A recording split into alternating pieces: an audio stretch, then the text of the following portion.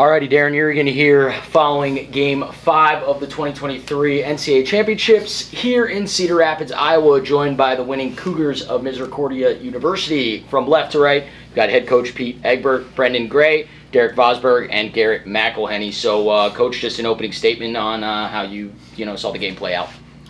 Complete team effort. That's what we talked about before we started, just getting back to basics. The things that we worked on day one are what we went back to, because I thought we were pretty sloppy yesterday, and just the ability to compete. Our guys compete.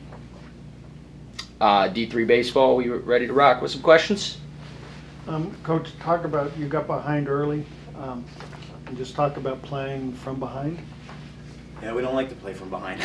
But I think, I don't know, they scored in 4 or 5 innings, and I think we answered in all but one. So early on we were behind, but we did a good job to come back and then take the 3-2 lead there early on. So our game, we want to play ahead, and our offense works better when we're ahead. And you were able to do that in the later innings. So talk about how it is playing ahead of that. Just enables us to do a lot more. I thought we had a number of guys really grind some at-bats and had some really, really tough at-bats where some good things happened. All 3 of these guys, Brock, all had really, really good at-bats, and that allows us to run a little bit more and open up what we want to do. Brendan, you probably had the most exciting at-bat of the game. Could you just go through that and tell us what you saw? Yeah, so third base was back a little more. Tried to lay one down. It really wasn't a good bunt, but we just talked about putting pressure on the defense. Saw it got by, went to second, and coach kept waving me, so I went. That signal, to round third and go came really early from my perspective. We can't see where the ball is, and all of a sudden we're just watching. He's going to keep going. That's just a matter of surprise, amazement from our perspective. What was it like for you? No, honestly, I'm not surprised. Coach likes to throw the stop sign late, and if I get thrown out there, it's whatever. But just trying to put pressure on the defense and make them make plays. If I could ask for any of the hitters that could comment on this, what's it like facing so many different pitchers? I don't know if maybe somebody might have seen their starter twice. He almost got two times through the order. What's it like just seeing different look after different look all day? I can go for this one. I mean, all year our goal in practice and in anywhere outside of a game is to just be timed up for the fastball.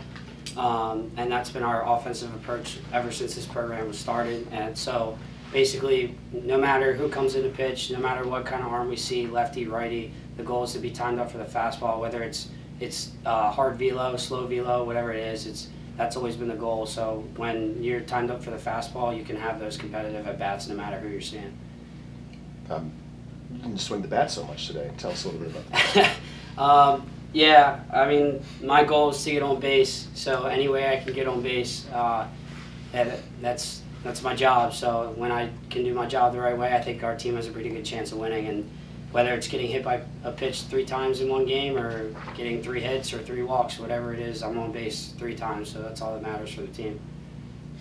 Derek, in the 3rd inning, you had that big hit to sit there and put your team ahead for the first time.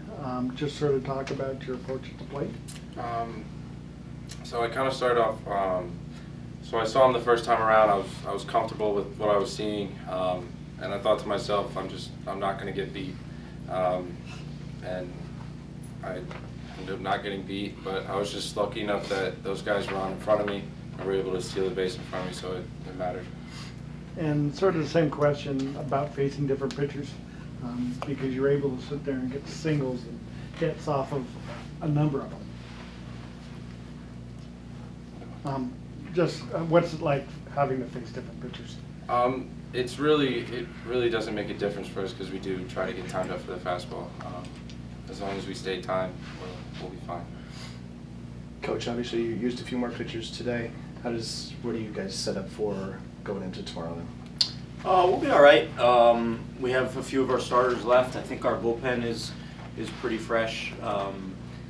we didn't use Tyler through one pitch, so he'll be back, and Connor has the ability to rebound pretty quickly, so we're all right. And it's when you get deeper in these tournaments, you're gonna see everybody's deeper guys, but today we did enough to get by. I don't think our starting pitching was that great, but both David and Steven just competed and kept us in the game and allowed our offense to do their job. I know Jim touched on this a little bit. I would try to get a little deeper into it. Right, Endicott comes out and maybe not the first pitch, but the first batter of the game, right, ends up on third base. Is that a fleeting moment of deflation? Does it even matter when you're talking about, one at-bat out of, 40-some of the games, something like that? I'm thinking especially when you guys are coming back for the first game of the morning after having, given up a lead yesterday kind of thing. Yeah, obviously it's, it's not a good start and you don't want to have it, but we talk about bad things happening all the time, and how you respond from that is what we're going to judge you by. And I thought David did a tremendous job to get out of that inning with just allowing the one run. So although we give up a leadoff triple, for him to get out with just allowing one run is in my book, that's a win. And yesterday you talked about not being able to get those extra runners in. Today you were able to. So sort of talk about that, the ability to sit there and be a little more clutch today than yesterday. Yeah, we were, and that was all the way through the order, regardless of who we called upon. And I believe, if I'm not mistaken, we got to their 2, we got to their 3, we got to their closer, we got to almost all their guys. So just a great grinding approach, from most of our guys, and that's what we teach, that's what we look for. They're going to compete, and they did compete today. Just a question for Brendan. I've kind of been privileged enough to kind of be on the inside, taking some photos and being in the dugout, but I don't think there's any team here. I thought it was kind of funny when Pat said deflating, because I don't think there's a deflation mechanism in Misericordia, to be honest, whether win, lose, or draw. So just talk a little bit about the energy in the dugout. You guys are definitely the team that's having the most fun here. Just talk about that a little bit. Yeah, well, we talk about that all the time. Just trying to stay up, having fun, just cheering on our guys, whether you're playing, not playing, just know your role and just have fun. And Coach, for you, I know a lot of coaches kind of use this term like a brand or an identity and all this stuff, and it's kind of just thrown around, but your team certainly actually has one. So just talk a little bit about guys who understand their roles, know how you guys want to play baseball, and how you've seen that kind of play out, and how important that is. Again, it's just something that we identify with, the guys buy into. To their credit, it's not the same brand of baseball that everybody else plays. So when you come into our program, you have to buy into it, and if you buy into it, you're going to have some good success. But like Brendan touched on, we have guys that haven't played in weeks and/or months, and they love it. They love being a part of the bench. They understand that that's their role. They understand that they're a part of something that's bigger than just them. And I get that everybody wants to play, and I'd love to have everybody in the lineup, but those guys are just as important to our identity as the guys that are on the field every day, and that's something that we preach, that we talk about, and they buy into.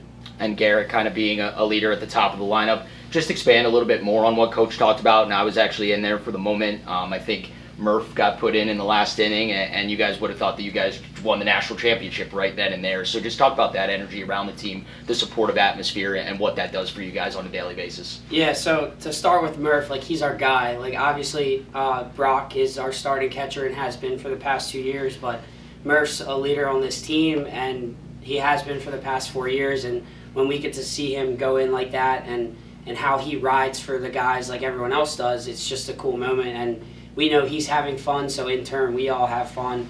And just like Brendan touched on earlier, we're all big proponents of this team wouldn't have gone anywhere if we weren't having fun. So to be able to go do that and just have the time of our lives, it's great. And when everyone's having fun, in turn, the starting lineup feeds off that. So whether you're 0 for 4, 0 for 3, or whatever, but you're getting on base and guys are driving you in, that's what's fun. And everyone feeds off that, bench guys or not.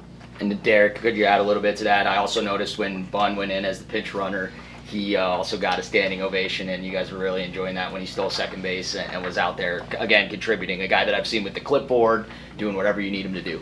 He's just another one of those guys that's there for the team. He's an absolute electric factory in the dugout. Everybody loves what he does and the stuff that he brings to the team, and it was just awesome to see him get on the field too, and to get that bag on the first page. Absolutely, getting himself in the stat sheet and making some contributions off the field as well. So, any other questions for these four? Alrighty, well, you talked about electric, and we'd have to say that Cougar ball has been pretty electric here the last 2 days. So we appreciate you guys for joining us. Wish you nothing but the best of luck going forward, and thanks again. Thank you. Thanks, guys. See you tomorrow. Good luck tomorrow.